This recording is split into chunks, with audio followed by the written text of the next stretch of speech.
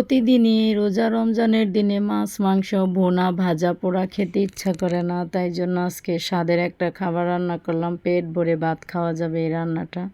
সত্যি অসাধারণ মজার ছিল, কি বলবো বুঝতেই পারি না। আসসালামু আলাইকুম, কোহিনুর মিনি কিচেন অ্যান্ড ব্লগে সবাই স্বাগতম।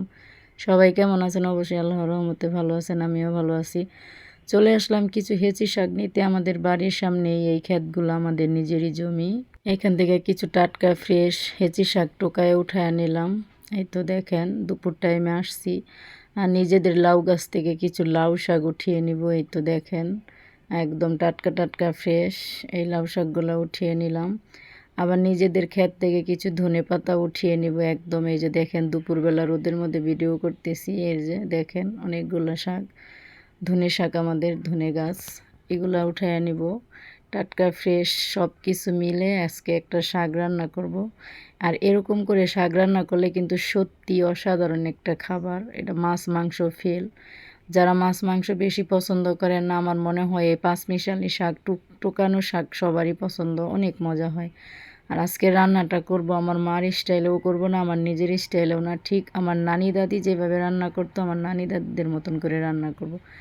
আর কিছু সিম পেড়ে নিলাম। বাড়ির উঠানে পেয়ারা গাছে একটা সিম গাছ হয়েছে, এবার আমার সিম গাছ হয় নাই, একটা গাছে কয়েকটা সিম আসছে উপরে, তাই কোটা দা পেড়ে নিলাম। কোটা দা পেড়ে সুন্দর করে কেটে শাকগুলা সব কিছু কেটে ধুয়ে বেছে পরিষ্কার করে রেডি করে নিলাম। এখন চলে আসলাম চুলার পাড়ে। এই তো কড়াই দিয়ে দিয়েছি, দিয়ে দিলাম সে শাকগুলা সিদ্ধ দিয়ে দিব। আগে দিয়ে দিলাম লাউ শাক, তারপরে দিলাম হেঁচি শাক, এবার দিয়ে দিব আলু। একটা আলুও দিয়েছি, যেহেতু এরকম শাকভাজিতে আলু দিলে খুবই ভালো লাগে। তারপরে দিয়ে দিয়েছি সিমগুলা, আর বাতি সিম দানায় একদম টসটসে বড়া, শক্ত শক্ত দানা, খেতে কিন্তু অসাধারণ হবে। আর দিয়ে দিলাম কাঁচা পাকা মরিচ, লাল টকটকে কাঁচা মরিচ, আবার সবুজ কালার মরিচ দিয়ে ঢাকনা দিয়ে লবণ দিয়ে একটু সময় 2-3 মিনিট সিদ্ধ করে নিলাম। ঢাকনাটা বেশিক্ষণ দিব না, শাকের কালারটা নষ্ট হয়ে যাবে। আপাতত 2 মিনিটের জন্য দিছি। শাকগুলো পড়ে যাচ্ছে, কড়াইটা ছোট হয়ে যাচ্ছে, সেই জন্য অল্প একটু ঢাকনা দিয়ে দিছি, একটু কমার জন্য অপেক্ষায় ছিলাম। এই তো দেখেন সবগুলার কালার কিন্তু এখন পর্যন্ত সুন্দর আছে। এখন আমি আস্তে আস্তে খুন্তি দিয়ে উল্টিয়ে পাল্টিয়ে একটু উল্টিয়ে এক সাইড থেকে আরেক সাইড করে দিব, যেন উপরের গুলাও একটু সিদ্ধ হয়ে আরও একটু কমে যায়। সেই জন্য এই তো দেখেন অনেক সুন্দর। এই শাকটা দিয়ে আজকে সেহরিতে সন্ধ্যা রাত্রেও আমি ভাত খাবো, ইফতারি খাবো, পাশাপাশি আমি আগে ভাত খেয়ে নিব শাক দিয়ে পেট ভরে। এখন আর মাছ মাংস ভাজা পোড়া সত্যি এইগুলা ভাত দিয়ে খেতে আর ভালো লাগতেছে না। মনে চায় যে বাড়তি কিছু খাই, নর্মাল সাদা সিধা কিছু খাবার। আমার বেশিরভাগ লাউ শাক পাট শাক এডি লবণ দা সিদ্ধ করলেই আমার খুব ভালো লাগে, আমি খুবই খেতে পারি। আর শুটকিটা নাই, যাই হোক শুটকি আমার হাজবেন্ড বেশি পছন্দ করে না দেখে কখনো আনেও না। আমার যদি খেতে ইচ্ছা করে আমি আনি, যদি কখনো যাওয়া হয়, সবসময় তো আর বাজারে যাই না, সেই জন্য আনতেও পারি না। কথা বলতে বলতে সব কিছু সিদ্ধ করে নিলাম। আর এইগুলা কিন্তু একদম কচি শাক, একদম লাউ শাকও গাছের আগা থেকে পাতা নিয়েছি ডুগাসহ। হেঁচি শাক তো দেখতেই পারলেন একদম নরম, ধনিয়াগুলাও আর সিমগুলাও জাস্ট একদম ফরমালিন মুক্ত, নিজেদের ফ্রেশ ক্ষেতের সবজি। এভাবে রান্না করলে যে কি মজা হয় সত্যি বন্ধুরা, যারা এরকম খাবারগুলা খায় সত্যি তারাই বলতে পারবে কতটা মজা। গ্রামে থাকার প্রকৃত অর্থে সত্যি মজাগুলাই হয়েছে এইগুলা, কিছু কিছু ছোটোখাটো বিষয়, ছোটোখাটো জিনিস খুবই ভালো লাগে। ঢাকা থাকতে কিন্তু এই স্বাদটা কখনোই পেতাম না বা পাওয়া যেত না। এখন গ্রামে থাকি, শ্বশুরবাড়িতে অনেক কিছু আমার ভালো লাগে।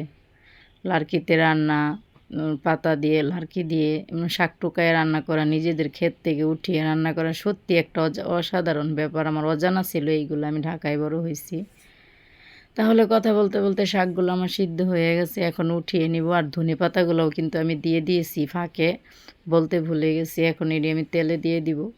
আর যদি আপনাদের একটু হলেও ভালো লাগে, প্লিজ কার কার পছন্দ এই রান্নাগুলো কমেন্টে বলবেন। এরকম রান্না কে খেয়ে অভ্যস্ত সেটাও বলবেন, কোন জায়গা থেকে দেখছেন অবশ্যই বলে আমাকে জানাবেন। আর প্লিজ চ্যানেলটা সাবস্ক্রাইব করে পাশেই থাকবেন, অল নোটিফিকেশনে ক্লিক করে দিবেন।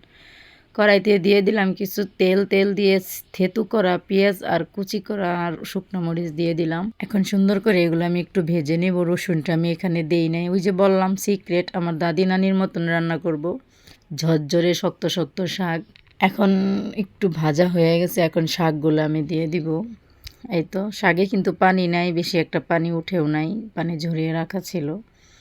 আর এখন একটু নেড়ে চেড়ে মিশিয়ে দিয়ে দেব ওই যে সিক্রেট, ওই জিনিসটা দেওয়াতে শাকটা যে কি মজা হয় সত্যি। এভাবে যদি একটু হলেও একবার ট্রাই করার দরকার সবারই, একটু খেয়ে দেখবেন যদি ভালো লাগে এইভাবে রান্না করে।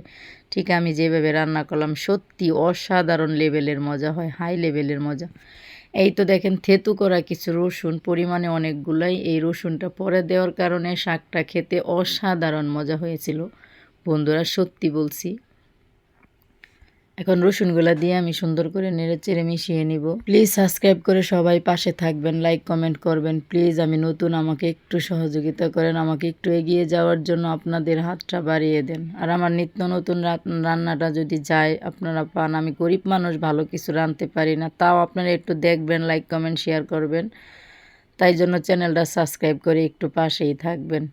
এই তো কথা বলতে বলতে শাকটা আমার হয়ে গেছে, দেখেন কালারটা একটু নষ্ট হয় নাই, একদম ফ্রেশ। তাহলে সবাই ভালো থাকেন, আমার পক্ষ থেকে সবার জন্য দোয়া রইল, আমার মনের ভালোবাসা রইল। আসসালামু আলাইকুম, আল্লাহ হাফেজ।